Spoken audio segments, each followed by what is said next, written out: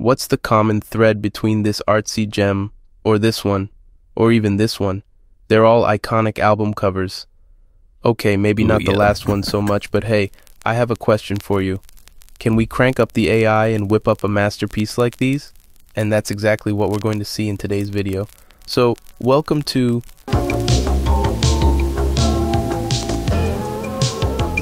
Let's travel back in time. Way back between 1910 and 1938, records came in plain, brown, envelope-like sleeves with just the record company's name on them. No fancy browsing back then, folks. You'd find these vinyl gems in electrical stores, and it was all about knowing what you wanted and asking the salesperson to hook you up. Wild, right? So, 1938 rolls around, and Columbia Records has this bright idea to hire Alex Steinweiss as their very first art director. This guy, Steinweiss, is the mastermind who revolutionized album covers as we know them today. By the late 1940s, other big shot labels joined the party, rocking paper covers with original designs. Then albums started to mean those 12-inch LPs, you know, the long playing ones, that spin at 33 1/3 revolutions per minute. Fast forward to the swinging 50s, and that's when this style became the thing for albums. Pretty rad, huh? This game-changing notion lets artists show off their creative chops in more ways than just their music. A bunch of the all-time coolest album covers come straight from the post-war jazz and bebop explosion. Enter FLora, this artsy dude who studied at the Chicago Art Academy and dipped his toes in the ad world before he totally rocked RCA Victor's art department in the sizzling 50s. Wait a second. Is this some kind of graphic design history party? Come on, where's the artificial intelligence here? Yeah, all I need is a stunning cover art for my jam on Spotify. Alright, I hear ya. You see, diving into the history of a certain art form is the key to unlocking fresh ideas, sparking inspiration, and figuring out the origin of things and their whys. And yes, the plan is to harness the power of AI tools to craft our very own cover arts. And you know what? We'll be rocking those text-to-image apps to make it happen. Every day we're seeing rad new tools like Dall-e 2, Stable Diffusion, Midjourney, and a bunch more in the market. They're all pretty similar. Just throw in a prompt, and voila, you've got yourself an image. Easy as pie, right? Hey, Harmonica Hero here. How about an album cover for my tune? Aha, gotcha. I dig the idea. Let's say you want the image for your song or album inspired by a pioneer like FLora and his style. Let's say we go with Midjourney. So, we'd use a prompt like harmonica album cover in the style of FLora. Let's see what kind of awesomeness Midjourney whips up for us. Nuh-uh, no way, nope, that's not the FLora vibe we're looking for. Oh, totally. But the real secret sauce here is all about the prompt. You see, we might need to level up our prompts, and that means mastering the art of promptology. Yup, it's a fresh skill we artists have to embrace, 'cause before you know it, nailing the perfect prompt will be the name of the game. Prompt to text, prompt to images, prompt to music, prompt to steak and fries. So if we want to pay tribute to FLora in our cover art, we need to describe his style, colors, technique, and the movement he belongs to. And that can sometimes be tricky. But I've got some tips that might help you out. This is a kind of reverse engineering. What is done is an image to text, the opposite of what we want to do. The AI analyzes an image and creates a prompt based on what it saw, and well, I'm going to show you a couple of options for making this happen. First, try Midjourney's describe command to reverse its function. Rather than text to image, upload an image and Midjourney will guess the prompt. It dishes out artistic styles, the movement, and a sprinkle of artists who aren't FLora but share some similar vibes. Armed with these tidbits, we start cooking up the perfect prompt, mixing in our faves and ditching any image-specific bits. It's all about that trial and error dance, learning the moves as we groove along. And hey, we can totally try other image-to-text AI wizards like Clip Interrogator. I'll drop all the juicy details in this video's description, and you know what? Tech's always zipping along, so if new, snazzier image-to-text options strut onto the scene, I'll keep you in the loop with updates. Same deal here. Upload the image and get a description. With all this info, we can fine-tune our prompt even more and see what Midjourney whips up for us. So Midjourney cooks up something pretty rad with this prompt. Let's see what we've got. Come on AI, you can do it. Well, we've got something here. Check this out. It's playing a harmonium instead of a harmonica, but it's cute, isn't it? And check out this gem. Okay, it's not precisely a gem FLora, but it's got that funky flair. It's a bit busy, so we'll jazz it up by nixing some knickknacks here and there. Toss on the title with the gem FLora style font, and ta-da! Admire this fabulous artwork. Well, not bad. Not bad. So why don't we continue with our journey through the history of album covers? And it's Neil Fujita's turn, who took the world of album cover design to a whole new level.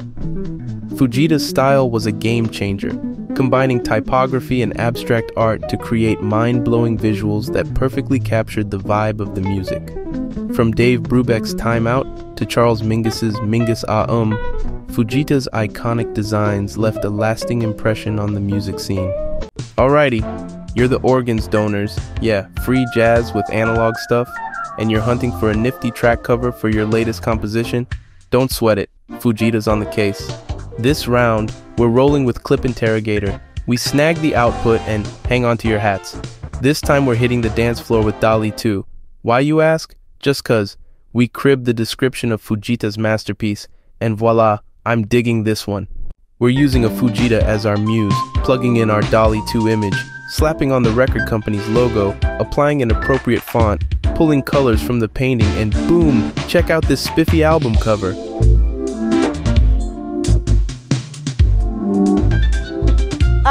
As a designer myself, I'm seeing my job disappearing. And on top of that, you're whipping up riffs on another person's creativity. I see where you're coming from, but I'd like to clarify that what I'm doing is not copying, but rather drawing inspiration from the masters.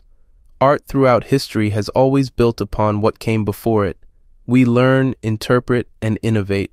I'm harnessing the power of AI to explore new creative avenues, but the artistic vision behind it is still uniquely human. Let's consider this a collaboration between technology and human creativity rather than a replacement. After all, it's your designer's eye that guides the AI. Well, them. There came a time when photos became all the rage in album cover design, with photographers turning the tables and shaking things up. Right from the get-go, we had cats like Pete Turner, who turned heads with his trippy, color-soaked snaps.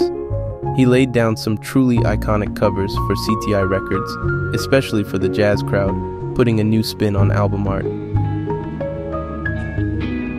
Then we move on to Storm Thorgerson, a man whose unique conceptual style gave visual life to the music of bands like Pink Floyd. His meticulously crafted surreal images are still instantly recognizable to this day. Further along the timeline, we run into Anton Corbijn, whose moody monochromatic portraits played a key role in defining the visual identities of bands such as U2 and Depeche Mode. In the contemporary scene, Danny Clinch has made waves with his intimate documentary-style approach. He's worked with a broad spectrum of artists, from Bruce Springsteen to Tupac Shakur, cementing his place in the modern music landscape. Each of these photographers brought their own unique vision to the world of album covers, inspiring new waves of artists and shaping the way we visually connect with music. And yeah, there's probably a whole bunch of people I'm not giving a shout out to here, folks I'm not mentioning, but they are absolute rock stars in the history of album covers. Covers that are amazing like these, and even others that are more on the quirky side, which I totally dig.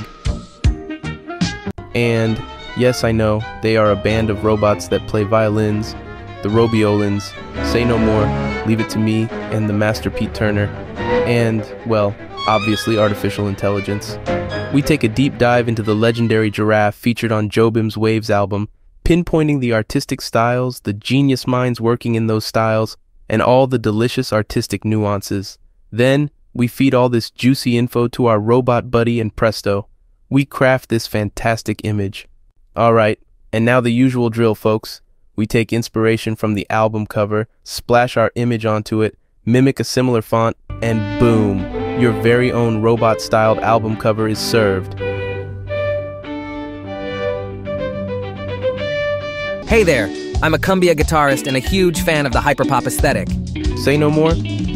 This time we use the Midjourney command blend that allows you to upload 2 images quickly and then looks at the concepts and aesthetics of each image and merges them into a novel new image. I like this one. Your name and boom. What an album cover art hyperpop cumbiero. Alrighty folks, before we call it a day, let me give you a sneak peek into my creative lab. First up, we have an album cover I crafted for an instrumental hip-hop masterpiece made with Google Music LM. It's got some groovy guitar, funky bass, and driving drums, a true sonic delight titled Live from the Latent Space. Next, we've got a raw and real piece for a punk rocker named Aldo P. And last but not least, this groovy cover I whipped up for the dub sensations, the lads from Montgomery. How's that for a grand finale? I've got to give a big resounding shout out to the Nobody's Collective. Without their rock solid support, I wouldn't be here making these videos. So hats off to you, Collective, for being my steadfast cheerleaders. See all you in the next video, amigos.